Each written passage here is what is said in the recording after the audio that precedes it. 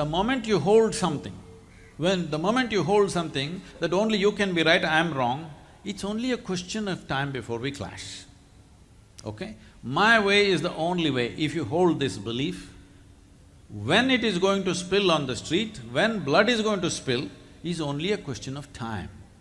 So we need to bring that down. You can do what the hell you want, I will do what the hell I want. I don't have to call you names, which I don't. You should not call me names. I certainly won't. Because you may think you're doing very useful. I also know that I am doing something very, very useful. And there are millions of people who will acknowledge that it is super useful for them. If you think it's trash, it's unfortunate. Because to receive and to digest certain dimensions of life, you need a certain level of receptivity. You must understand this. Going at everything intellectually is a very poor way of going at life, because intellect is a knife. Tell me, would you choose to have a sharp intellect or a blunt one? What is your choice? Sorry? A sharp intellect, certainly, yeah. You would like a sharp one. So it's like a knife. Whatever you give the intellect, it will make a dissection of it and look at it. So if I really want to know you, should I dissect you? Mentally, yes, perhaps. I mean, if that's the way you will know me. I think it varies. I don't think everybody knows everyone else the same way. There's no… I'm telling you, there is another way of knowing life. By sheer embrace, you can know life. Certainly. You don't have to dissect it. Certainly, yeah. So if you go at everything as a dissection, if I dissect you, I will know you have two kidneys and liver and whatever else, but I will not know you. To know you, it needs inclusion. So if you go intellectually, knowingly or unknowingly, you keep on dissecting everything. This is like you want to stitch something, but all you'll have is tatters. This is what the so-called intellectuals are doing, getting the world into tatters and they're thinking they're doing something fantastic. No, I think having a zombie-like peace, having a zombie-like fatalism… Do I look zombie-like? No, not at all. I'm saying having a zombie-like fatalism, which has been the curse of India for a long time. We are a fatalistic people. That you should not question certain things. Let me correct that. Can I correct that? Huh. This is the only land, please listen to me again. This is the only land on the planet where we have been told for thousands of years that your life is your karma, which means your life is your making. That means nobody up there managing you. Absolutely. You say that in your book. You say man should be the master of his destiny, not in as many words, that then if you take hold of your destiny, destiny takes charge. You say that, I think. But the point is, in what you subsequently roll out, it doesn't give me charge of my life. It's too prescriptive, it is too fatalistic, it leaves me no choice but to belong to a particular creed and a particular belief system. That's the problem. Belief and spirituality cannot exist together, because the fundamental of belief is you assume things that you do not know. The fundamental of seeking is you have admitted that you do not know. I do not know is a tremendous possibility. If you deny this, is it because of your exaggerated belief or your intellect? Both ways, people deny this. They deny risen up somewhere.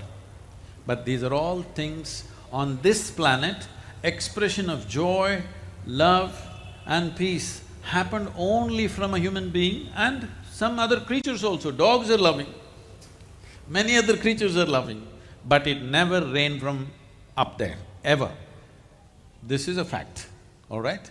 Using this fact, this sense of being peaceful and happy is not the end goal. Joy is a fundamental ambience that you need.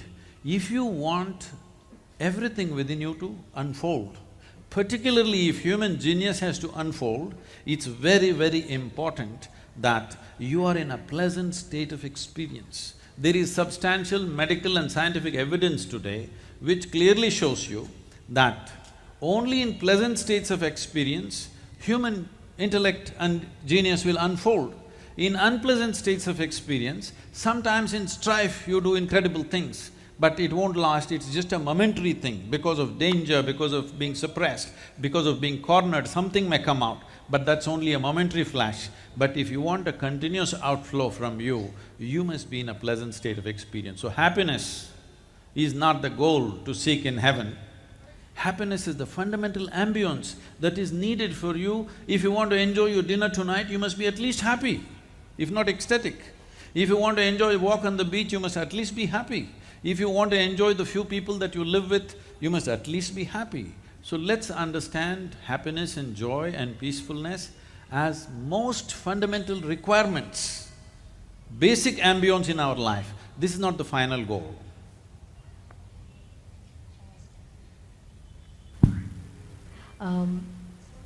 It's work. Keep your desires alive, let them flow in you. This is something you have always stood for. I've also read or heard that desire is the root cause for unhappiness. So, could you help me understand this better? Not desire, unfulfilled desire. Desire and fulfillment of desire, ask them, is a source of much joy and pleasure in their life. Unfulfilled desire is misery. Or in other words, desire does cause misery, because no matter how many desires you have fulfilled, the very nature of the desire is such, one desire will always be unfulfilled. Because of that one unfulfilled desire, people are miserable. 1,000,000 desires have been fulfilled, but today there is one desire unfulfilled, they are still unhappy. They are not looking at those 1,000,000 desires, this one thing not fulfilled, they're unhappy. I did not say you must keep your desire alive. Do what you want, you can't kill it. If you have this thing that I want to kill all my desire, that is also a desire and it'll remain always unfulfilled. You give the monkey example in the book you talk about the monkey example, you know. Imagine, can you get monkey out of your mind, and the man can only think about monkeys. That's another dimension of the mind, but I'm saying that desire, people wanting to give up desire, that itself is a desire. And it'll always remain an unfulfilled desire. So I'm correcting this, saying, it is not that I ever said you must keep your desires alive. You can't kill it. Kill it and see, let me see. You do what you want, you can't kill it. People think, oh, I have given up all my desire, I want only God. What you're saying is, I don't want pieces of creation, I want the source of creation. This is super greedy, all right? How do you think that you've given up desire? Now you want the very source of creation because small pieces of creation didn't settle you. So where does this fine line between desire and greed fall? What I have is desire, what you have is greed. It's always a label that we put on somebody else. What I have is a very reasonable desire, what you have is greed. That's how that word has come.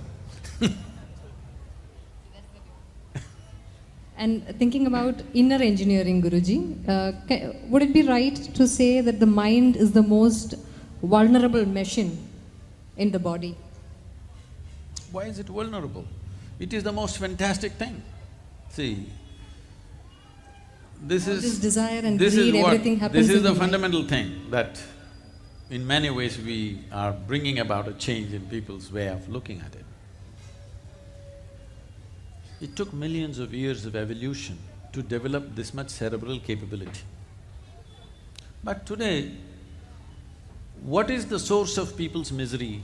Every individual's, everybody, I don't know to what extent you are exposed to human misery. Every day I'm meeting thousands of people. How many varieties of ways of suffering they've invented means unbelievable. Anything you give them, they're capable of suffering. So, this human intelligence or the cerebral capability happened over millions of years of tremendous work.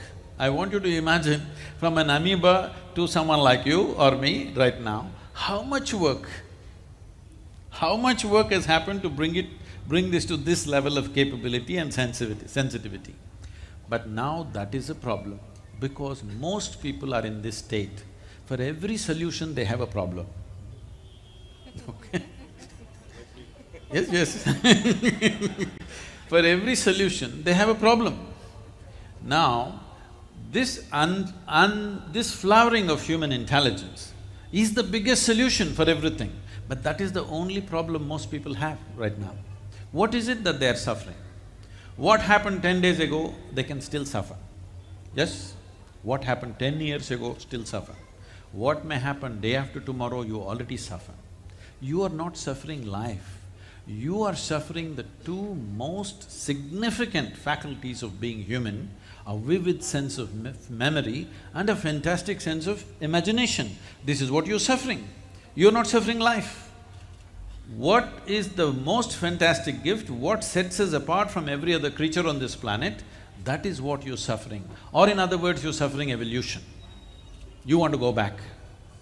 So people's idea of being peaceful is, I think Kerala is a dry state. Partly. So those who can afford will get knocked out with whatever they drink here. What is it that you're trying to do? You're trying to dull the intelligence because the damn thing bothers you. It bothers you not because it's a problem, it bothers you because you've been given an instrument for which you have not bothered to read the user's manual. Simply do something and you think mind is the source of suffering, desire is the source of suffering. No. These are the most fantastic things that have happened to you. If you had come here like any other creature, stomach full, life settled. Once you come as a human being, stomach empty, only one problem. Stomach full, 100 problems. These are not problems, these are possibilities that you are treating them as problems. Every possibility is a problem for those who don't realize the possibility. But human nature is such, you place him wherever you want. He will not be fulfilled, he wants something more. But if you look at this, what he wants is not more, he wants all. All is an inclusive state. But when you're in the path of more, you will be in conquest. You will be in this word called greed or simply continue shopping, whatever. But if it became all, if your desire became for all, because you understand, in installments you're trying to go towards infinity. You cannot count 1, 2, 3, 4, 5 and say infinite one day, it's never going to happen. You'll only become endless counting. If you sit down and look at… everybody must do this. You must sit down and look at the nature of your desire. You will see it is not for this object or that object. Whatever is given, you want the next one. Okay, right now, anyway you have the imagination, every damn thing that can be given to you is given. Let's say I made you the king or queen of this planet, will you be fulfilled, I'm asking? You will look at the rest of the solar system. If I give you the solar system, will you be fulfilled? You look at the galaxy. If I give you one galaxy, will you be fulfilled? You look at the other galaxies. This is the nature of human. It doesn't matter how many idiotic philosophies and pacifist philosophies have been taught. Nobody has been able to quell the human longing. Not for one person has it worked. It works only when you're very sick or too old for anything. Otherwise it doesn't work. When you're very ill, you'll say podum, podum, podum. But tomorrow morning little doing well, again, on. We are also witness to the youth of today. It has been seen gravitating towards alcohol or drug addictions as a result of their search for happiness or search for pleasure. How can you show them what real happiness is? How can this be made into unadulterated bliss? It's like this. I've been looking at this. I was in New York City with a very large group of people and I asked them a simple question. How many people in New York City can sit through an evening peacefully without even a glass of wine? I'm putting wine as the lowest dose. Others, in New York City, people need various things. After much debate, they said 5%.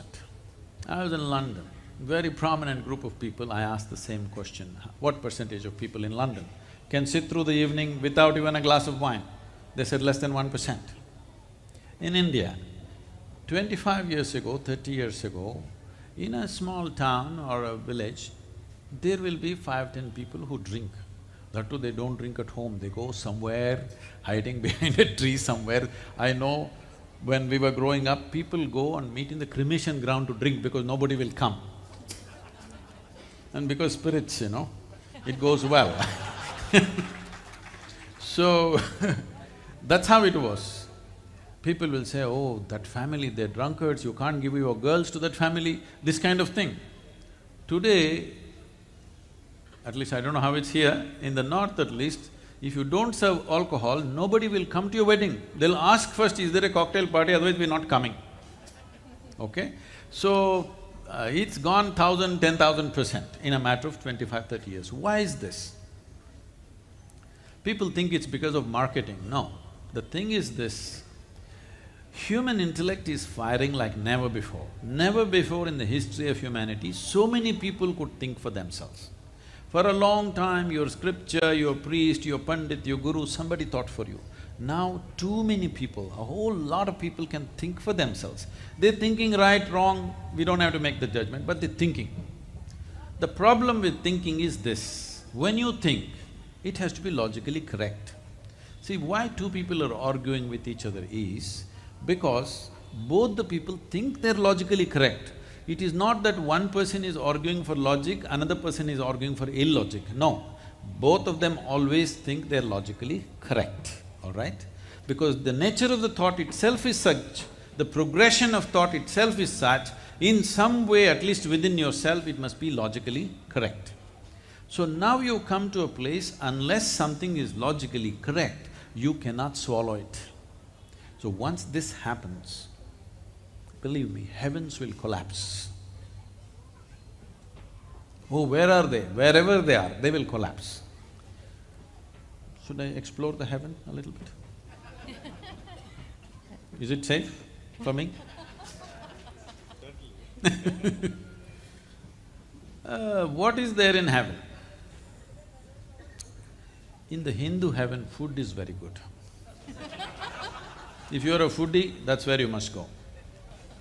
In another heaven, there was those white-gowned ladies floating in the clouds. You like that kind of ambience, you go there. In another heaven, you'll encounter virgin problems and stuff. If you like that, you go there. These are all different types of heavens which have lived in people's minds for a long time. These imaginations have kind of handled people's longing. They were always told, it doesn't matter, your life is bad here, when you go there everything will be great, all your difficulties will be rewarded there. This was going on for a long time. Now because people are thinking logically, heavens are collapsing in their mind. Here they want to do it, everything, all right? Anyway, there you said rivers flow with wine. They want to do it right here now because heaven has collapsed in their mind. Believe me, in another 20 to 30 years, maximum 50 years' time, all heavens will collapse largely, 90% of the heaven will collapse in people's minds. So when that happens, a large-scale movement towards chemicals will happen. For example, United States. Why I'm taking United States as an example is not because of the new president, because it's the most affluent nation on the planet. Affluence means this, the first… See, every human being is working towards their affluence in some way, or societies are working, nations are working. What is the intent? At the first stage you believe if affluence comes, you will have a choice of nourishment. At the second stage you believe if affluence comes, you will have a choice of lifestyle. So the most affluent nation which have the highest level of choice of nourishment and lifestyles, 70% of the American population is on prescription medication. That means, to be healthful, you need chemicals. To be peaceful, you need chemicals. Marijuana is legal, at least in 5 states, I think. To be joyful, you need chemicals. If you want to have a taste of ecstasy, you need chemicals. Once you need chemicals for everything, let us say in the next 50, 60 years, if the humanity moves in this direction, 90% of the humanity is on some kind of chemical, prescribed or otherwise. When this happens, what will happen is, the next generation that we produce will be genetically less than who we are. This is a crime against humanity. One fundamental responsibility we have as a generation is The next generation we produce must be at least one notch better than us. If they're less than us, we have failed as a generation and as human beings. This will happen unless you bring about a logically correct, scientifically verifiable spiritual process where people know how to take charge of their experience. Today I can show you millions of people, if they as much as close their eyes and say, tears of ecstasy will flow. If you do not create this large scale, you will have a large scale movement towards alcohol and drugs. You cannot stop it, because human longing to experience something more is not something that you can stop with morality or ethic or rules or prohibitions, whatever, you cannot stop it. Only by heightening the inner experience, the need will go away, because your experience of who you are is better than anything you can get in the marketplace. Look at me, my eyes, I'm always stoned. Never touched a substance in my life, but it's always like that. People have done some tests and they tell me that my blood is full of melatonin all the time. My pulse rate is like around 40, if I simply sit quietly. So when you're feeling so pleasant within yourself, why would you want to mess it with something from outside? This we have to bring to our youth, to our children. We have to make them understand the seat of human experiences within us. Experience of all kinds, joy and misery, pain and pleasure, agony and ecstasy, the source of it is within us. If you take charge of it, it's your choice. What is your experience?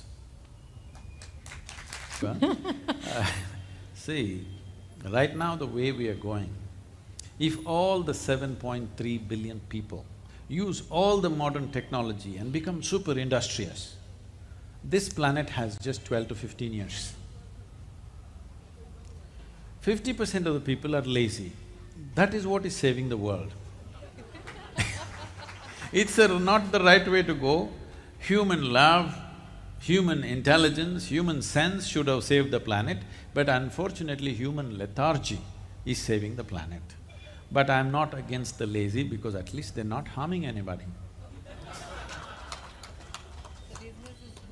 Huh? Laziness is good? I'm not saying it's good, but it is better than destructive activity. See, my life is like this, I must tell you this.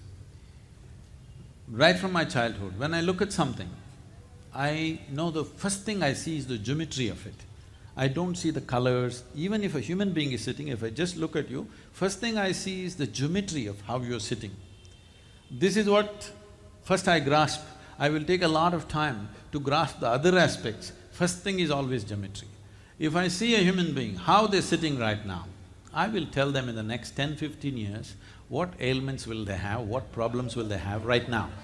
Just looking at the geometry of their body, if they're in that pose, what will happen to them? In a way, the entire yogic system is just this, that getting your geometry in alignment with the larger geometry of the existence, so that your ability to perceive suddenly takes a huge leap, that because you're in symmetry with something, suddenly you grasp things like you never imagined possible. Like you never imagined possible. Today, modern constructional theories, scientific theories are saying that the geometry or the fundamental design of an atom and the cosmos are same. This is something for always yogic science has been saying, Anda Pindanda are same. It is just complexity and sophistication is multiplying, but essentially it's the same. So if you understand the geometry of how the human system is made, by inference, you almost know everything in the existence, because everything is geometrically aligned with this. So, what do you think is the relevance of yoga in… Oh, you left cinema so easily. So, I thought you do not watch movies. I'd like to know who your favorite actors are. Oh, I was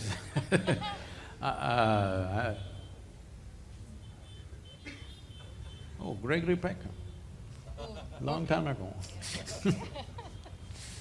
Humphrey Bogart. But they're all dead.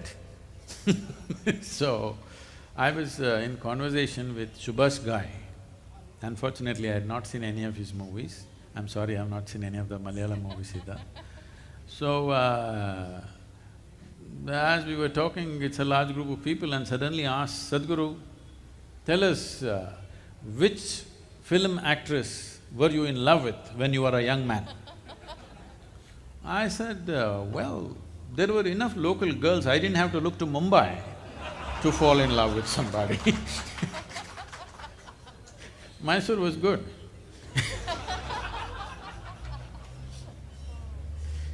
So can I go to the So, next yes, question? please. Yeah, okay. So you have spoken in so many platforms all over the world. So is there any particular experience or a stage that you that's your favorite or you like to remember always? Oh.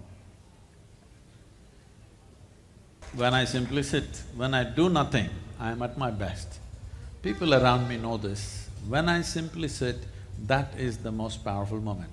Talking is just to get them out of their mess and get them into my mess a little bit.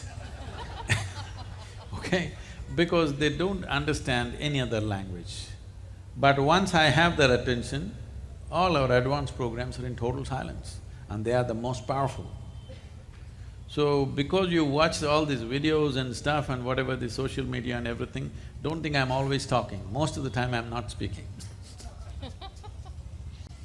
And please allow me to ask one more question before I conclude my part in this beautiful conversation. How would you tell me about your life in one sentence? I thought I'll… Heard you saying somewhere that you're just someone who has figured out what life is all about. That was a beautiful way of putting it. I really liked it. So I just wanted to hear from you. Is there any other way you can explain? You want it in one sentence? Would be nice.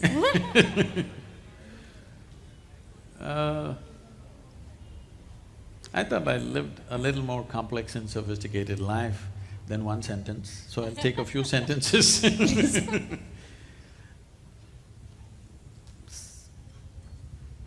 See, who I am right now stems not from an aspiration or an ambition or even a desire. It is the only thing, the only and only thing that I truly know is just that I know this piece of life from its origin to its ultimate. It's very… I cannot articulate further than that. You said I'm a wordsmith, I'm not.